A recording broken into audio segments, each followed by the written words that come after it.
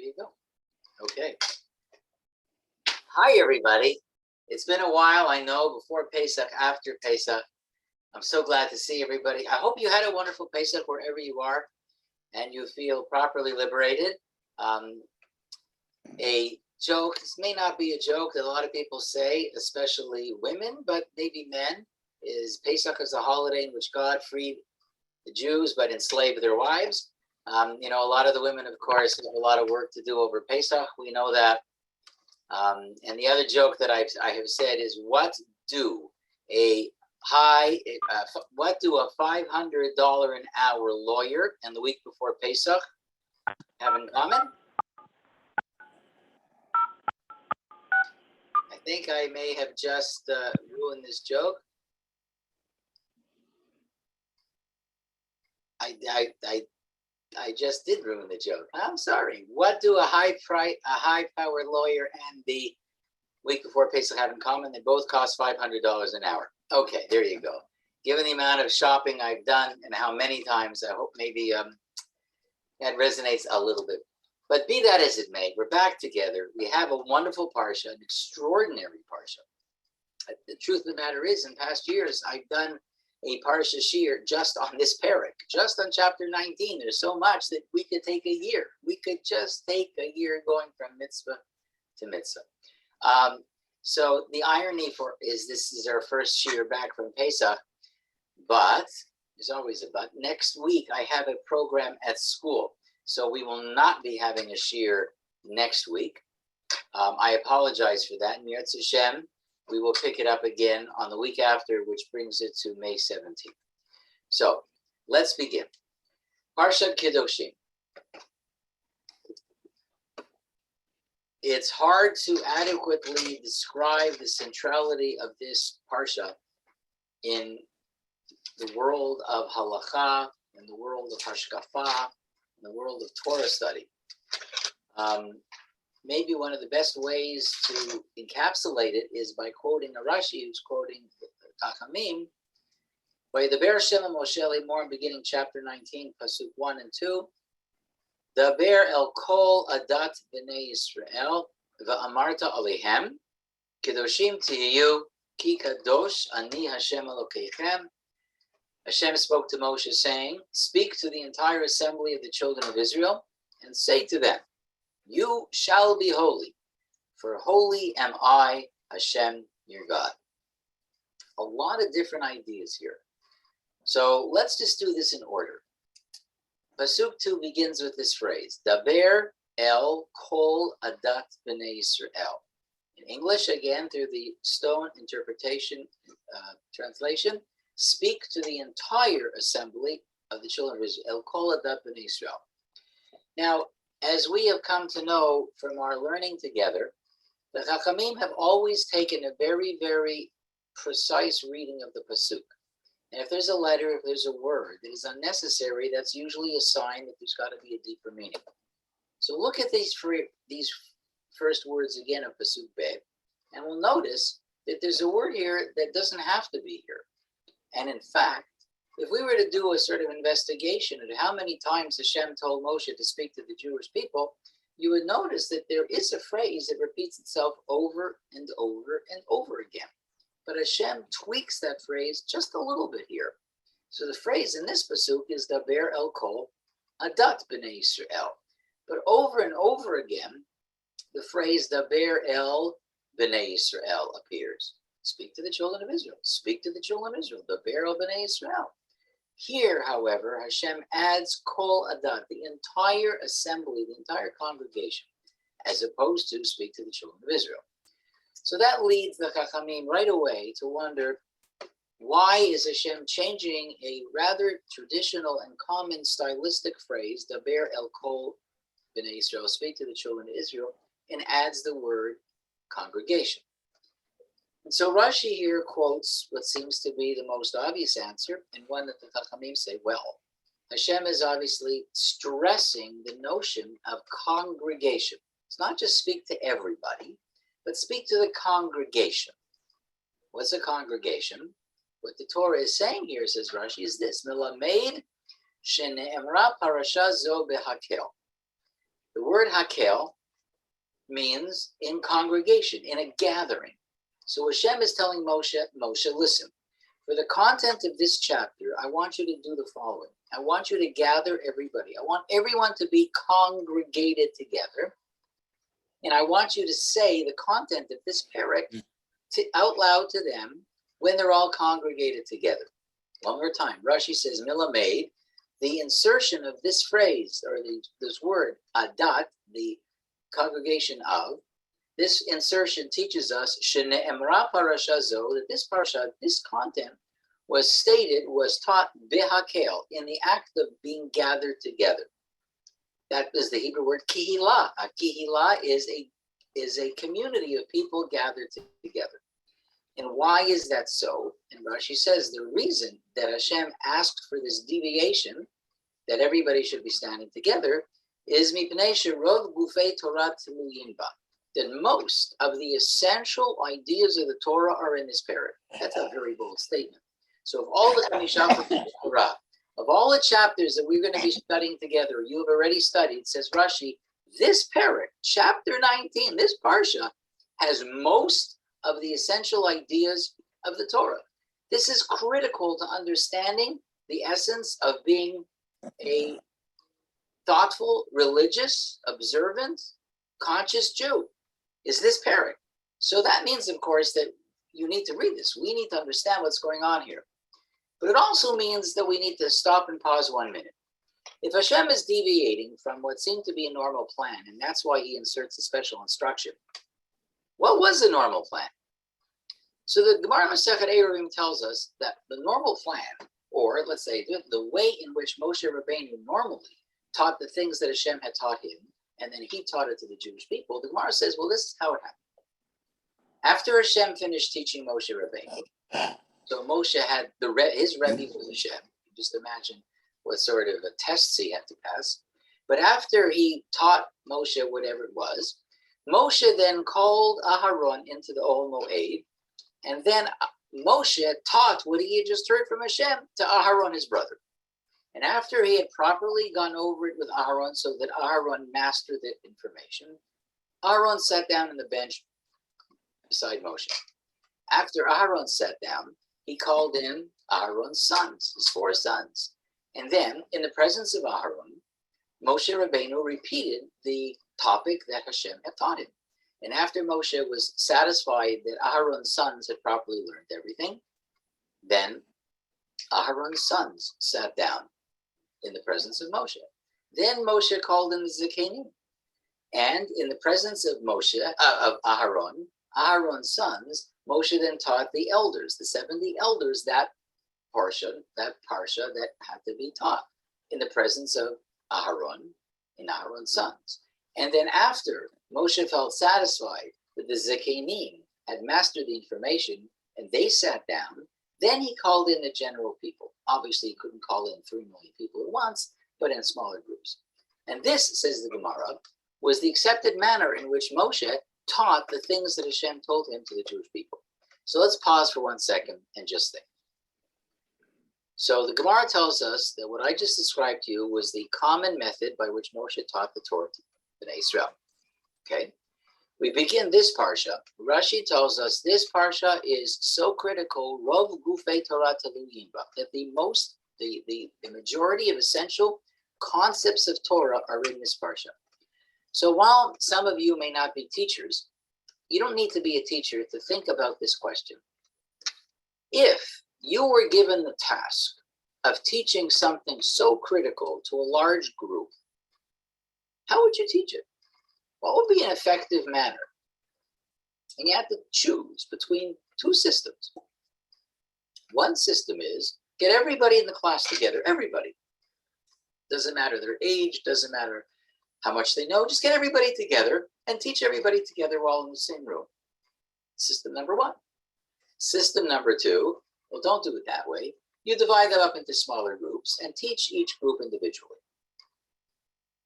So if those were your 2 choices, and you knew that you needed to teach a critical piece of content, really whatever it is, it doesn't have to be about Torah and religion, about anything, it could be about your business.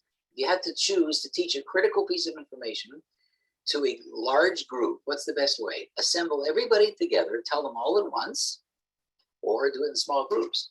I think most of us, I assume most of us intuitively would say, well, dividing them into small groups is definitely better. You have a chance to pitch whatever it is you have to say, to find the level of understanding, to answer people's questions. It's a smaller group. Teacher-student ratio, it's preferable. Of course it is.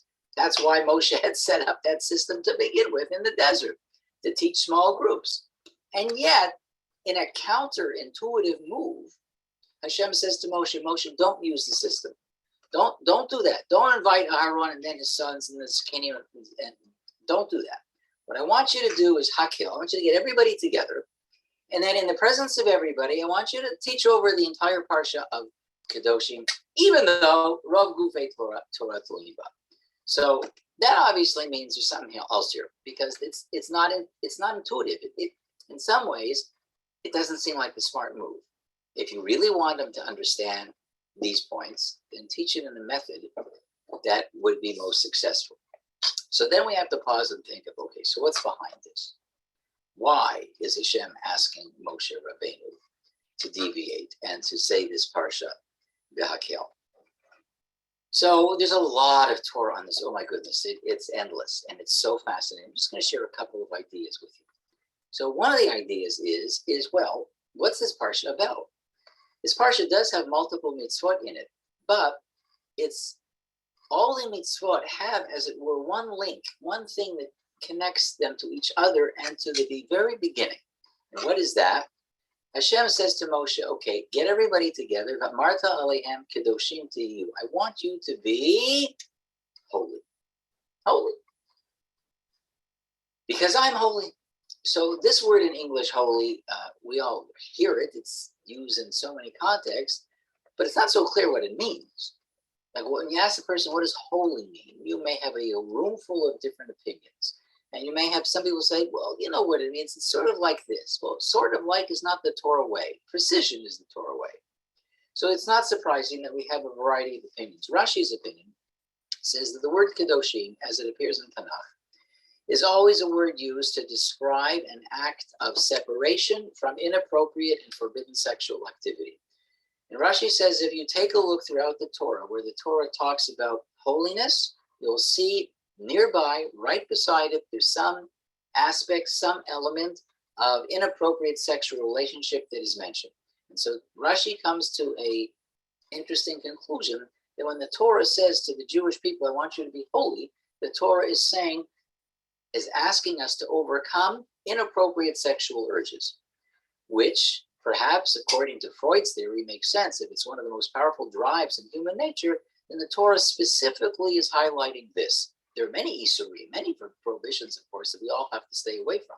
They may not all be sexual in nature, but apparently Hashem may be feeling that this particular urge, this particular Yetzer Hara that we all have, may be one of the strongest, and therefore it is, as it were, highlighted. And Kedusha, this notion of sanctity, has to do with that. So what is sanctity? Sanctity is the act of separation.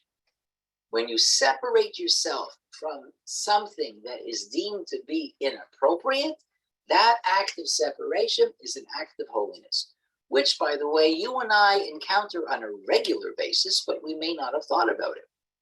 So Friday night, somebody around the table says Kiddush, but Kiddush is the same word as Kedoshim to you, Kuf Dalet Shem. So what's the separation? Kiddush is what?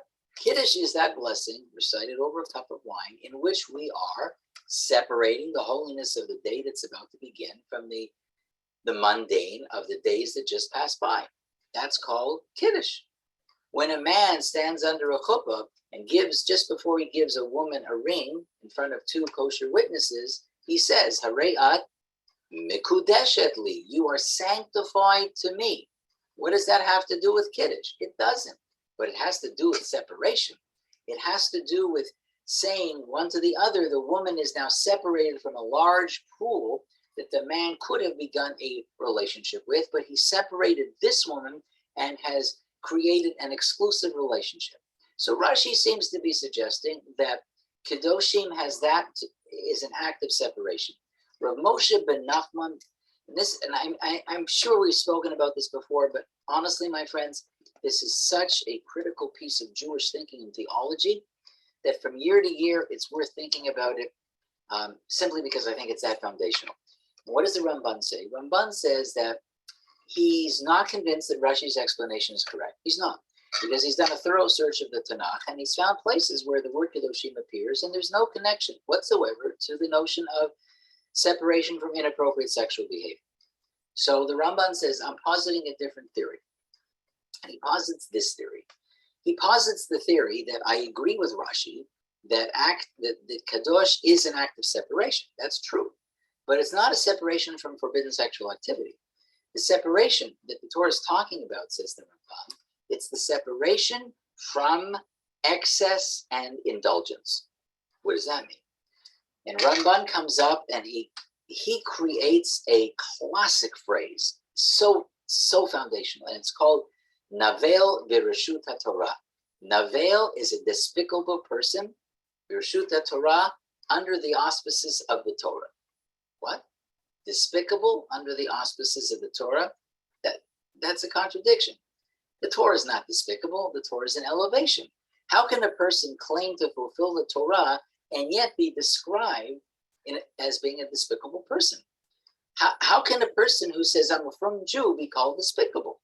Well, you may have some ideas in your mind because you may have encountered people like that. But if we've encountered people like that, says the Rambam, it's because these people have not actually internalized the notion of what Kedoshim means. And what is the notion? And Ramban gives us a series of examples. He says, here are examples which will depict the idea that I'm trying to teach you. So example number one, he's not using this example, but this is definitely the situation. Imagine coming home. It's a hard, long day. You're tired. You're hungry. You come, you change out of your work clothes. You sit down and you're so excited. It's going to be a delicious meal. An Italian menu. We got garlic bread. We have salad. We have spaghetti and meatballs. Delicious. You can't wait.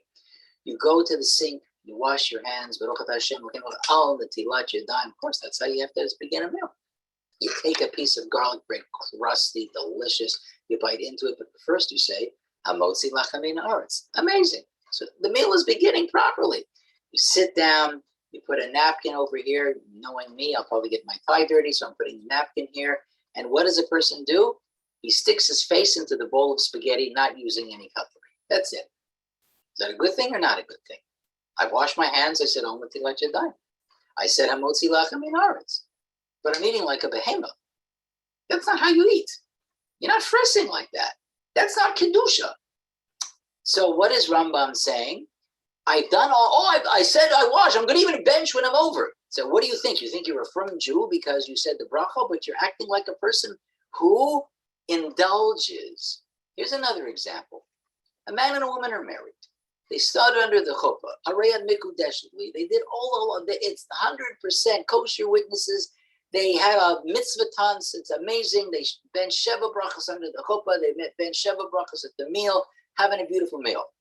But in their own personal life, the man says or treats his woman disrespectfully and forces himself upon her sexually because now she's his wife and he has a right to have sex with her every time he wants, whether or not she wants to or not. But wait a second. There was chuppah kiddushin. They said all the brachas. The rabbi did a beautiful Dvar Torah. But Rambam says, but that's not proper.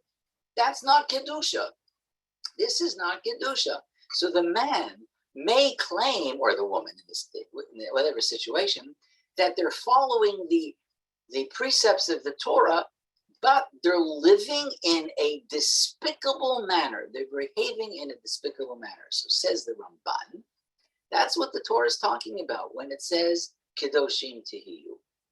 And so when Moshe Rabbeinu wanted to teach this idea to the Jewish people, it would seem that Hashem is saying the concept of Kedusha is so fundamental that I want everybody standing together.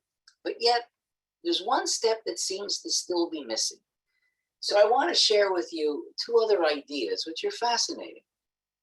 And this is that. So one of the commentaries on Rashi offers this insight. The Mizrahi, Rabbi Mizrahi, one of the 200 or so commentaries that explains Rashi. So Mizrahi says, The reason that Hashem wanted this particular halacha, this whole parsha, not halacha, this whole concept to be said with everybody together is this way. So if everybody was divided into the groups, then one group is going to say to the other group, oh, I think you made a mistake and you misheard what Moshe Rabbeinu said. And the group's going to say, how would you know? You weren't there with us. Oh, that's going to be a problem. Meaning that if Moshe divided everybody up, then one group would never have any opportunity to correct the mistake of the other group, because one could always say, you weren't there. We heard it this way. You think you heard it that way. You're wrong. I'm right. So it's an interesting idea that the idea of having everybody together when it came to the topic of Kedusha prevented arguments as to who said what, because they were all together. It's a possible answer, but it doesn't exactly say, well, what about all the other mitzvahs in the Torah that are not Parshat Kedoshim, where there can still be some aspects of controversy and dispute. So while it might explain some things, it doesn't satisfy everybody. So Shimshon Raphael Hirsch, I think, has an explanation which is worth considering. And Shimshon Raphael Hirsch's idea is this. Hashem wanted to make a very powerful point when it comes to the topic of Kedusha. If I were to ask you to, for a minute, to just join me in a mind experiment, just close your eyes for 1 second, and in your mind's eye, try to picture somebody whom you would call a holy person. Think about you would call a holy person. Just think about that. It could be related, it could not be related, it could be alive, it could be not alive. Man, well, it doesn't matter. So just that. Okay, so you've done it, and you may or may not have been able to find somebody. That holy person that you thought of, whether it's somebody in your family or not, is that person different than you? Is there something about that person that has special quality? Oh, it's my saintly grandfather, my saintly grandmother. She was such a tzaddikus. She was such a bal rachamim. I'm not like her. Hirsch is concerned about this idea. He's concerned that people may think that they can never attain holiness. When they look and compare themselves to other people, they may think, I will always fall short.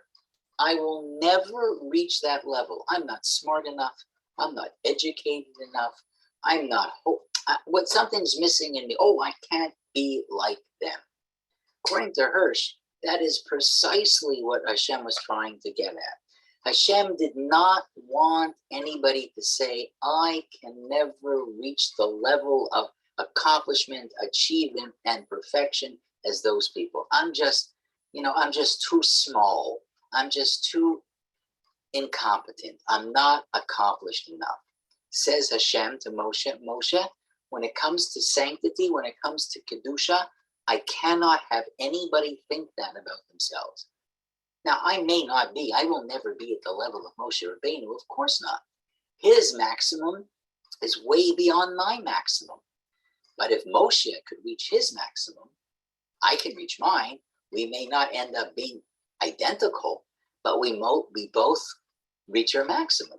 And that is exactly the point that Hashem was trying to teach the Jewish peoples in this notion of sanctity. So, when I teach this at school, I ask the kids, do you see yourself as a holy person? So let me ask you a question. At what point in a person's life are they obligated to keep kashrus? Well, you're going to say, well, when they're old enough, certainly at their bat mitzvah or bar mitzvah. When should a boy start pulling on tefillin? Oh, well, when he's maybe just before, a month before his bar mitzvah. When do you think you should start fasting on Yom Kippur? Oh, so then let me ask the obvious question. When should you start being holy? How old do you have to be to start being holy? Do you have to be 70? Do you have to be a man? Can a woman be holy? Do you have to have a long white beard? Can you be clean shaven? Can you be a teenager? Can you be single? Do I have to go on more than that? The point is if this is a mitzvah in the Torah, there's an expectation on God's part that you and I can accomplish this mitzvah. Otherwise, don't write it down, or just hide it and tell it to the very small elite of the community that can reach it. So the fact that this is a mitzvah is an indication that Hashem believes that everybody can reach this level. And most of us, I think, somehow don't see ourselves in that. We don't see ourselves as the being holy in and of ourselves. But can you imagine if we did, and we carried ourselves as though we're holy, and what that would mean to our expectations of ourselves, and if I treated other members of my family as being holy, and other members of my congregation as being holy, as being elevated, and we all try to, as Ramban said, to stay away from allowing ourselves to indulge in excesses, and whatever that excess is. The examples I gave you were physical excesses. But the truth is that the excesses we engage in don't always have to be physical. There could be people who engage in excess pride. There could be people who engage in excess religious superiority, thinking themselves so much better than everybody else. So the Ramban's formula seems to be unspecific for the reason that I think each one of us has to find a way to make it real within the context of our own lives. And this is how Parshat Kedoshim begins, and you can see why it is so important. But I do, however, want to add one more point, because I really think this is a critical point. It's obvious.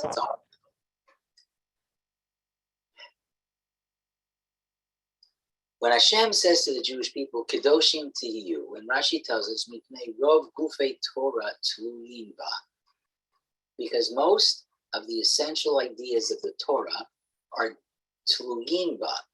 So the words in Hebrew, tluyin ba, mean are dependent upon it. Ba is the feminine form of the word go. What's the it? So one possibility is to say the Parsha. Because when you read through this Parsha, and I hope you'll have a chance to read it if you're at shul or not at shul, just reading it through, you'll see just how many different mitzvot are in the Parsha. And sometimes they're very diverse, and how fundamental they are to Jewish theology, Jewish practice. Okay, that's one possibility. But maybe there's another possibility. That means that the essential concepts of Torah are dependent on it does not refer to the Parsha, but it refers to the word Kedusha, this single mitzvah. Parsha begins with the mitzvah Kedoshim to you. Maybe what Rashi, quoting the Chachamim, is intending to say that so many things depend on our proper perception and apprehension of the notion of Kedusha, not about the multiple mitzvot that are in the Pasuk, in the Parsha. In other words,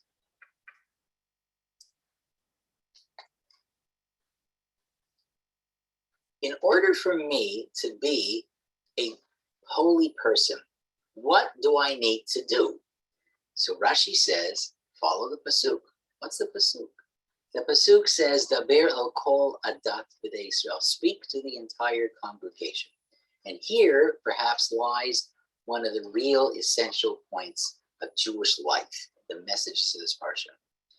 The attainment of this idea of Kedusha can only be done where? The hakel, in community, in a gathering. We do not support that sort of ascetic lifestyle that we saw and we read about in some forms of other religions, Christianity, for example. The attainment of holiness is not in our isolation and our escape from society. The attainment of holiness for Jews lies specifically in the ability of Jews to connect to each other and to their community. When I was a yeshiva student in Israel in the 70s, shortly after I think it was 1976, and Israel had not yet fully returned the Sinai Desert to Egypt. So our yeshiva was able to arrange for the boys in the yeshiva, myself included, to take a tour of the Sinai Desert, one of the most spectacular trips I've ever taken in my life. Amazing. And so we went into the desert. Within the Islamic tradition, there is a mountain called Jabal Musa, which translates as Moses Mountain. What they believe is Mount Sinai, but that's really irrelevant. The point is that all along this mountainous area that we were visiting and touring, and you could see in mountains opposite where we were standing, there are these caves. And our tour guide told us that these caves were caves in which many of the monks would go and isolate themselves for long periods of time for contemplation, for reflection, for purposes of purifying their souls and their bodies. That idea is alien to Judaism.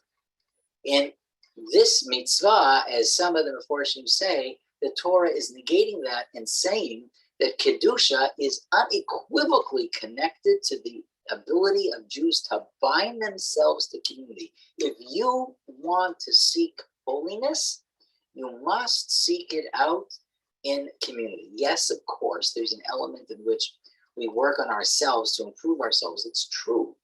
But those attempts for refinement and for growth and for development, those attempts don't happen in isolation.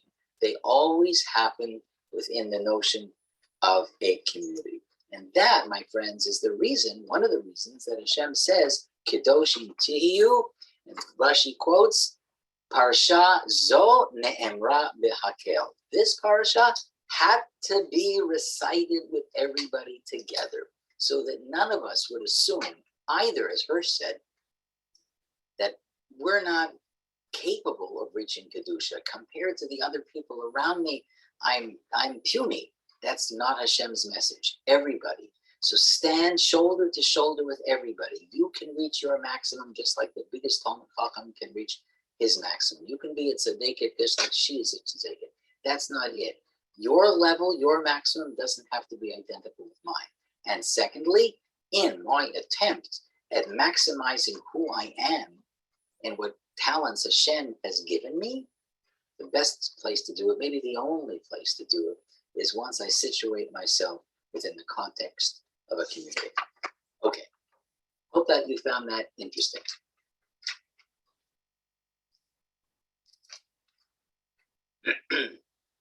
Moving on. I'm skipping and I'm feeling bad because this is such an amazing parsha. We could just spend time on every single pasuk, but maybe I should next 1 year we should just do Parshat Kedoshim. Just take some time, not rush. Every pasuk, amazing. Okay, let's go to verse 9, pasuk tet. Uvekutzrechem et ketzir artzechem lo techale pe'at sadcha liktzor veleket ketzircha lo teleket. Let's take a look in the English. This is verse 9, using again the stone. When you reap the harvest of your land, you shall not complete your reaping to the corner of your field, and the gleanings of your harvest you shall not take. So just to tell you what we're talking about, there's a couple of phrases here. So ketzir liktzor is we're talking about the Torah speaking to the Jewish farmer in Israel, who is about to harvest his field. And the Torah tells him, in doing so, here's the prohibition. Lo tichale pe'at sadcha liktzor. You cannot finish cutting down what's called pe'at sadcha. Pe'at is a contraction of the word pe'ah, shell. Pe'ah, shell, sadcha. The word pe'ah, you may have known what payas or pe'ot, sides. So you're not allowed to finish cutting all the sides, all the corners of the field. So whatever corners there are, according to the Torah, you, the Jewish farmer, cannot cut them all down. But what must you do? You must leave it for lager, la'ani v'lager ta'azovotam. You have to leave it. You have to leave one corner of your field uncut, unharvested. Why? In order for the poor people in the community, they have a right to come into your field property. You have no right to bar them from coming. It has to be accessed. They're allowed to go in, and they are allowed to cut down the unharvested corner of your field. How big is the corner? The Torah doesn't say. The Mishnah of Masechet Peah, they talk about it. It's about 1/60. It's not a huge piece. It's not huge. Okay. Now, the English translation, one more time, when you reap the harvest of your land, you shall not complete your reaping to the corner of your field. The English translation does not reveal something that a precise reading in the Hebrew does reveal. So for those who are more familiar with Hebrew language, you'll see this, but I'm going to point it out. So let's go back to Hebrew, Pasuk 9. Uvekutzrechem et ketzir artzechem. So the word uvekutzrechem is a contraction, which basically means ka'asher atem kotzrim, when you, plural, shall harvest at ketzir artzechem, the harvest of your land. When you, plural, shall harvest the harvest of your land. And hopefully some of you are following, you're going to see a shift here in the Pasuk. Lo techale pe'at sadcha liktzor. Now I know what the English says. The English says, you shall not complete your reaping to the corner of your field. And it's in a correct translation in the English. But the translation in English fails to identify the fact that in the Hebrew, your is a singular verb, whereas in the English, you are plural and your singular is not distinguished. But it is in Hebrew. So let's do this one more time. We start at the beginning of verse 9.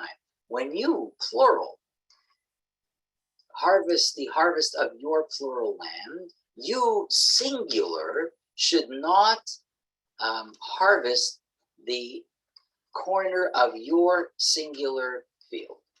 Okay, do you see the problem here? I'm trying to make it clear without being so explicit, just so you'll be able to see it and apply, trying the lens of the rabbinic mind. And the question is, there's a change from plural to singular about the same context. That's not right. Grammatically, that would be an error. So that Torah should either say, when you, plural, harvest your land, you, plural, should not cut down the remaining corner, or it should be all in the singular. When you, singular, harvest the harvest of your singular land, you, singular, should not cut down the last remaining corner of your singular field. Either one. But you can't mix and match. You, plural, to you, singular. That's incorrect. So that's a reason for all sorts of Torah to be written. Like, again, we're talking about the Torah. We're not talking about a novel. We're not talking about a mistake. We're talking about a very deliberate change on the part of the Torah.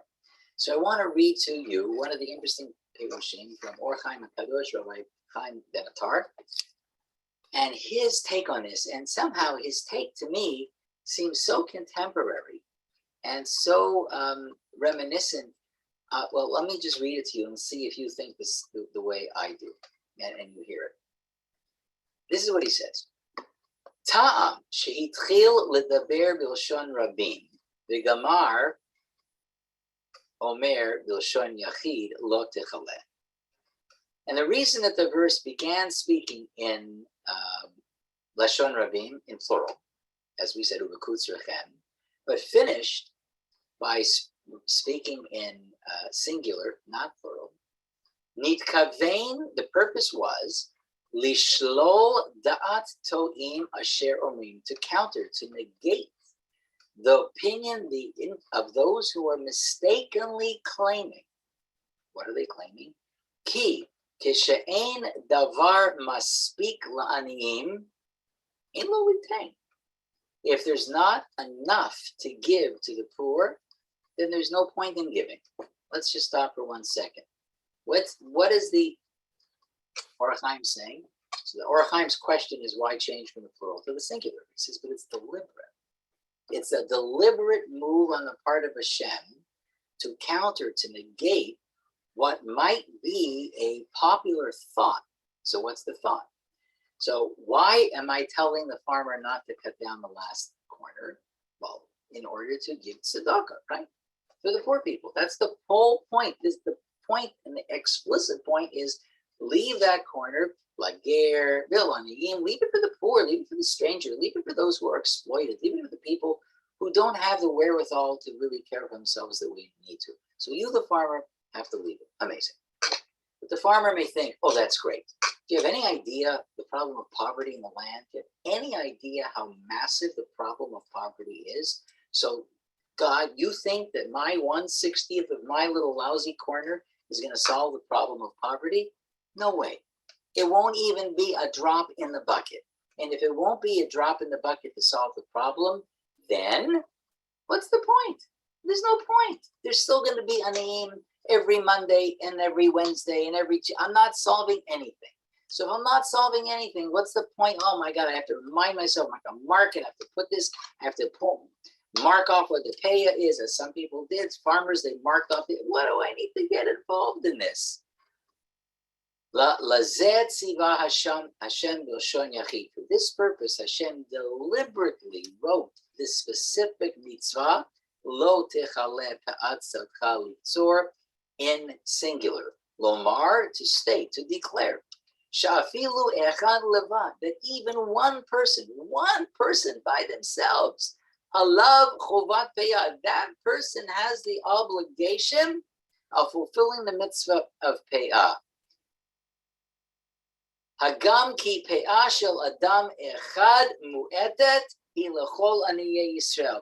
Even that the payah of one single individual, that the little corner of the individual, one farm, is so small for all of the poor persons of Israel. It's not going to help anything.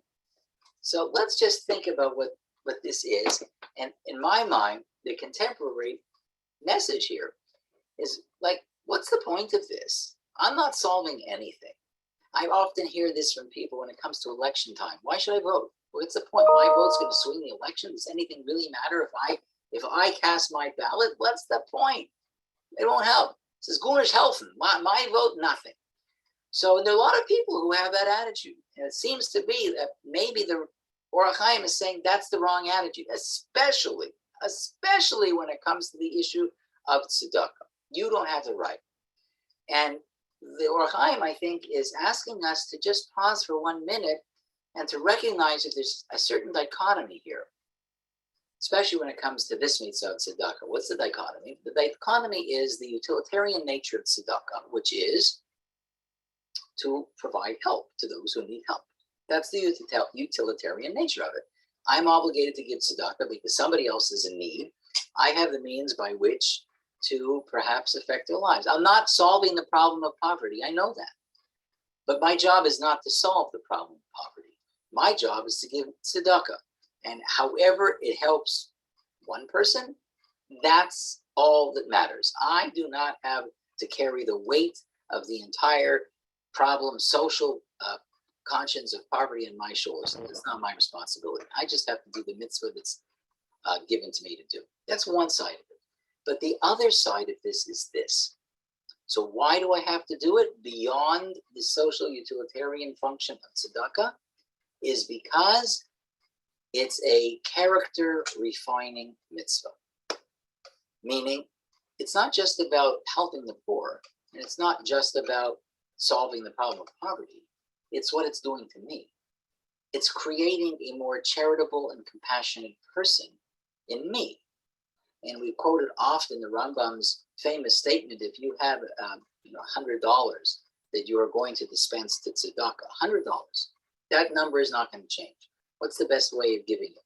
Give $100 to one person, or give $1 a day to 100 people. At the end of the 100 days, you're still giving $100. It's not that you're going to be giving more. You're not giving more. You're certainly not giving less. So the Rambam says it's better to give $1 a day for 100 days. Why? And it's not because of the utilitarian function. It's not because you're helping more people. It's because you are creating a habit. It's habit forming. If for 100 days in a row, right after davening, you're putting $1 in the pushka, so when it comes to the 101st day, you will have done it for 100 days in a row. You're going to go again, and you're going to go again, and you're going to go again and again. So at some point, creating a community of compassionate people is not only refining the individual's character, but at some point, it's going to change the complexion of the community. Compassionate people are people who can change the way in which societies function.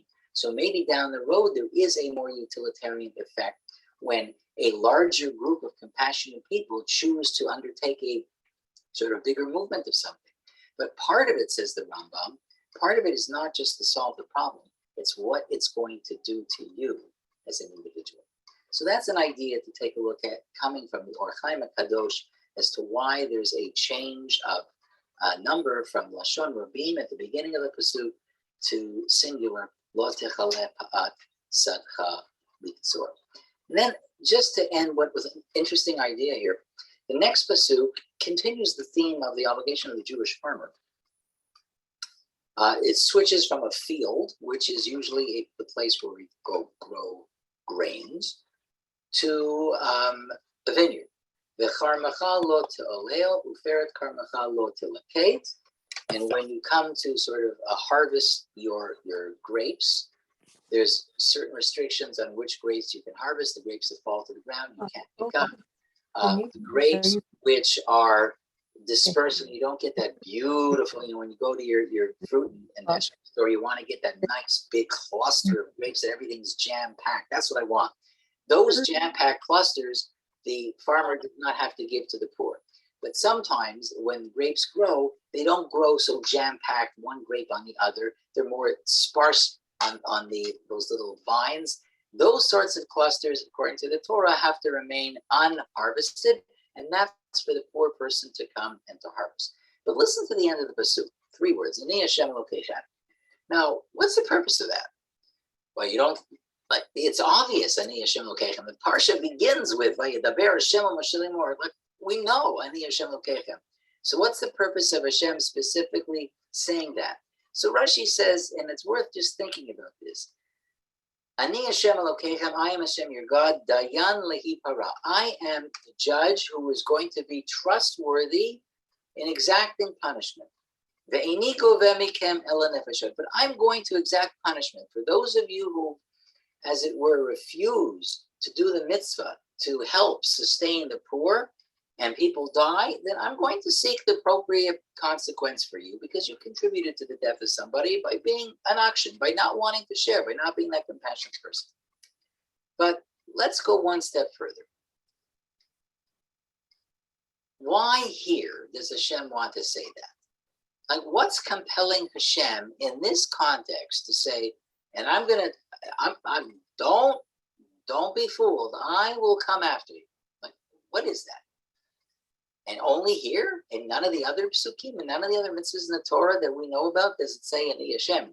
In this particular parsha, when you read this on your own, you'll see just how many times that closing phrase, either Ani Hashem Elokeichem, appears in Parshat Yutet. It appears a lot. But what's the point here? So here's the point.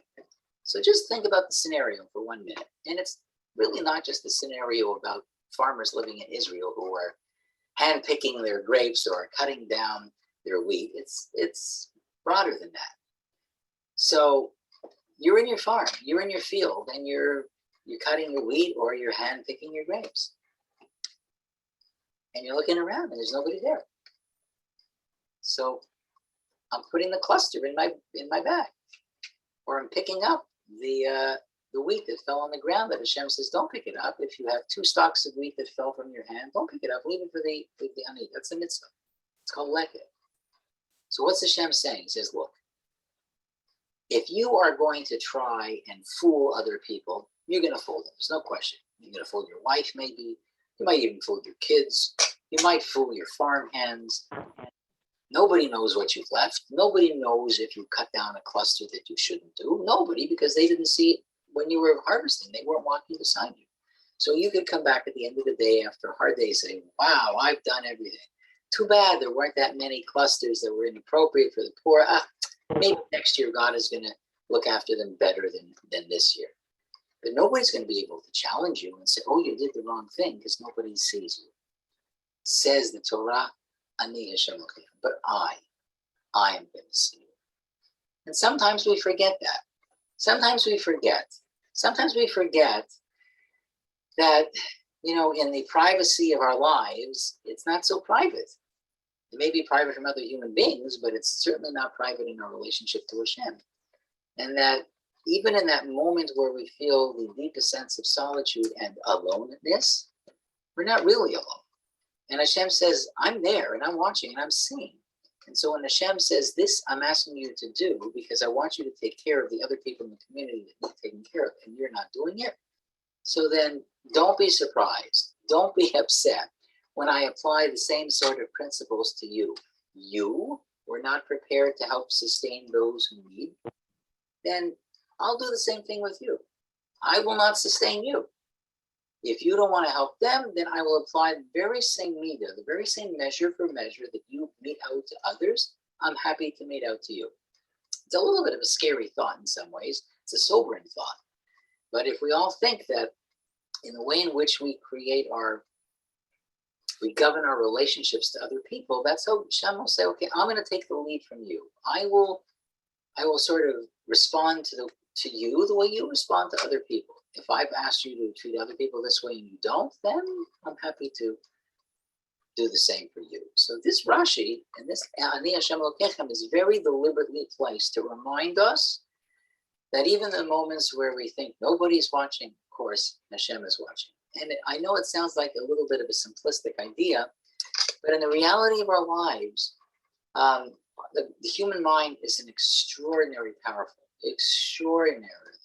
powerful part of our experience and can convince us of so many things. Okay, another idea, and all based on language. Language is an amazing thing. Sometimes we forget just how significant grammar can be in teaching us about the Parsha. So I just want to skip a little down to Pasuk Yud Aleph. Lo tignovu v'lo techachashu v'lo tishakru ish ba'amito. Translation: you shall not steal, you shall not deny falsely, and you shall not lie to one another. V'lo tishavu b'shmi l'shaker v'chivalta et shem Elokecha ani Hashem. You shall not swear falsely by my name, thereby desecrating the name of your God. Guess what? Ani Hashem. Here it is, the same ending, almost the same ending. Lo tignovu. So lo tignovu means you shall not steal. Well, wait a second. Why does it say lo tignovu? You shall not steal. Aren't we familiar with the Aseret HaDibra? And doesn't it say lo tignovu in the Aseret HaDibra? So if we has a principle that there really aren't repetition in it, there is not repetition in the Torah, what is lo tignovu here? And Rashi says, well, wait a second. This actually is lo tignovu, do not steal. Like, don't take things of monetary value. Well, what's the Aseret HaDibra? It means don't kidnap. Lo tignov in Aseret HaDibra does not mean do not steal. It means do not kidnap. And Rashi tells us, how do I know it's do not kidnap? Because he applies one of the principles of hermeneutics, one of the principles of biblical interpretation, which we mention every single day at the end of Birchot HaShachar, Rabbi Yishmael Omer Bishlosh Esrei Midat HaTorah Midrash Behem. There are 13 principles of interpreting Torah, and one of those interpretations is toward the bottom, Davar Halamed Mi'inyano, something that is learned from its context. We derive information, we derive halacha from the context in which something is written. So what is the context according to Rashi's understanding, quoting the Chachamim here? That the lo tignov and Aseret HaDibra, the context amongst where lo tignov is listed are isurim for which the punishment, if found guilty, is the death penalty. Whoa. So lo tignov is listed amongst those isurim for which, if found guilty, the punishment is death. But lo tignov elsewhere in the Torah, if we catch a thief, you know what we do. We don't kill a thief. We're not barbarians, I mean. The Torah tells us if you catch a thief and he's found guilty, he's obligated to pay a financial penalty to the victim, but never to be killed. But wait a second, the principle that we just quoted, Dvar Halamed Mi'inyano, tells us that in Aseret HaDibra, lo tignov is a capital offense. So what type of theft is a capital offense? Kidnapping. And so lo tignov in Aseret HaDibra is kidnapping, but lo tignovu in our parsha is the explanation of, is the warning, the isur, the prohibition of stealing something of that monetary value. Lo techachashu v'lo tignovu, lo techachashu v'lo tishakru. You shall not deny. If somebody says, can I have my loan back? I don't have, you never gave me a loan. That's a deny. Lo tishakru, that's lying under oath. And then lo tishakru means do not lie, ish ba'amito, do not lie one to the other. And then finally, lo tishavu b'shmei l'shaker, which is do not take a false oath. Now, I just want to share Rashi because I see the hour is getting late. I want to share one more idea with you.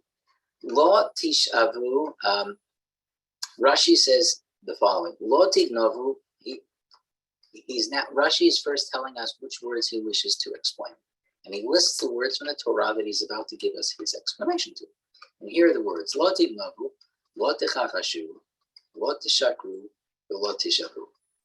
So those are not all in one pasuk; they're in two pasukim. Lo tignovu is pasuk Yud Aleph 11. Lo techachashu is pasuk Yud Beit. I'm sorry. Lo tignovu is pasuk 11. Lo techachashu is pasuk 11. Lo tishakru, do not lie, is pasuk 11. Lo tishavu is pasuk 12. And yet Rashi's putting them all together in one sort of like heading, one title. So Rashi's telling us we have four isurim, one after the other. Lo tignovu, lo techachashu, lo tishakru, lo tishavu. And then he says this: Im ganavta sofcha lechachesh. If you steal, you will end up denying. Sofcha l'shaker, you'll end up lying. Sofcha l'shava l'sheker, and you'll end up swearing falsely in court. So Rashi here is telling us something about human nature, and I'm quoting a phrase that we know from Pirkei Avot, that there are certain situations in which we find ourselves where in order to try to evade being held responsible for certain things, what do? We lie. We try to get out of it. How do we get out of it? I'm not going to own up to it. No, I'm not doing that. I sort of have to, I got to figure out what to do. And Rashi says that's exactly what the Torah is saying here. There are certain circumstances that in order to evade it, you're going to end up heaping one isur, one prohibition onto another, onto another, onto another. And Rashi is asking us, or the Torah is asking us, according to Rashi, to be aware of that. And to somehow be aware of the fact that we don't always find bearing responsibility for what we've done to be a comfortable place to be in. It's not. It is so not. And very often we say, well, I'm going to have to figure out how to get out of this, get out of this. And lots of different times we get out of things in not so appropriate ways. It could be by lying, it could be by deceiving, it could be by swearing. Oh, I swear in everything. And I don't mean swearing in the language of the Torah is putting your hand on a chumash or holding a sefer Torah, invoking God's name. I swear using God's name that and you say something which is absolutely false. That's called the sheker, and that's the shiur, that's the oath. That's serious business. But sometimes we stretch the truth. We may even say things which are false, not just stretching the truth in order to evade responsibility. So this sofcha idea is important, in which Chazal and Pirkei Avot say it this way: Aveira goreret aveira. That an aveira often schleps with it another aveira and another aveira, whereas a mitzvah, the opposite is also true. Mitzvah goreret mitzvah. Sometimes you begin to do a mitzvah, and you know what? It sort of pushes you to do another one, either because it feels good doing it and you like that feeling, or because once you do a mitzvah, other mitzvahs somehow present themselves to you. It's not because you feel good, but because you now have another chance. And let me just end with this idea. We started with Kedoshim Tehiyyu. What part of the challenge of becoming a holy person is the attitude you develop within yourself to doing mitzvot? Do you search out the opportunity? And if an opportunity comes, do you embrace it? Or do you try to walk away from it? Like, if somebody were to come to your door asking for tzedakah, would you say, I hate when those meshulachim come to my door asking for tzedakah? You know what? I don't always believe them. Could be true. But it could be an opportunity for you to do a mitzvah. So what do you do with that opportunity? Do you embrace it, or do you figure out all the reasons why you shouldn't do it? Do I say, I don't have to do the mitzvah. I'll wait till the situation forces me into the corner. Then I'll do it. I promise I'll do it, but I'm not going to sort of bring it on. So what sort of person are we going to become? To be a kadosh, which is the best way? Being a kadosh is to say, I want it. If you believe that mitzvot have the power to change a person, you, me, then wouldn't I want that? Wouldn't I want to embrace that? As opposed to saying, oh my God, I hope I don't have to do that. So it's not just about this Kedusha sort of falling from the sky. It's about my working at it. And I'll end with this one last thing. Seat for men, and I'm sorry that the example I'm giving does not necessarily involve women. As the Torah describes the mitzvah seat, it's a mitzvah that applies when a person is wearing a four-cornered garment. You probably know that. Amazing. So it is possible then, it is possible for a person to deliberately construct or to build their wardrobe so they have no four-cornered garments. Smart, because I don't have to do the mitzvah. And it's true. But what's smart about that? What's smart about it? Oh, I'm saving money. Okay. But you're also taking away the opportunity to engage in a mitzvah. And sometimes I think we think about that too much. Oh, I wish that I didn't have to do this, or I wish that I'm going to shul in a minute. I'm going to say goodbye. I know it's my job, but sometimes pushing yourself to do a mitzvah brings a reward, and you can't see it now, and you may not see it in a day, and you may not see it you may not even see it in your lifetime. I don't know. But I think that's part of the challenge of becoming a holy person, is seeing the potential you have and embracing it, embracing the mitzvah, and not saying, when it comes my way, I'll do it, but I'm not going to seek it out. May we have the strength to seek out all those things that strengthen us, that elevate us, that push us to be the best version of ourselves we can possibly be. Thanks, everybody, for joining. Amen. I apologize if I'm not going to be able to chat so long, but Mincha's 8 minutes, and I'm at home. I'm not at shul yet. So remember that we don't have a shiur next week. Thank you, everybody, for joining. I'm really glad that you're here. It means a lot to me. And I look forward to seeing everybody in 2 weeks. Okay? Be well, everybody. Thank you, Rabbi Diamond. My name is Ruth. Bye. Hi. Hi, everybody. Hi. So Thank you, Rabbi Diamond. Oh, Dr. Openlevsky is there. Oh, my goodness. Good to see you. I saw you passing by. Hi, Sharon. Good to see you all. Simcha, Charlie. Nice. All the best. Beautiful. Thank you so much, everybody. Be well. Thank you. I remember, Rabbi, I remember doing Kedoshim with you many, many years ago. It's such a good Parsha. We should try it again, Charlie. I think we should go a second time at it. Amen. Good. All right. I see I have a team forming here. Good night, all. I'm on my way to shul. Bye-bye.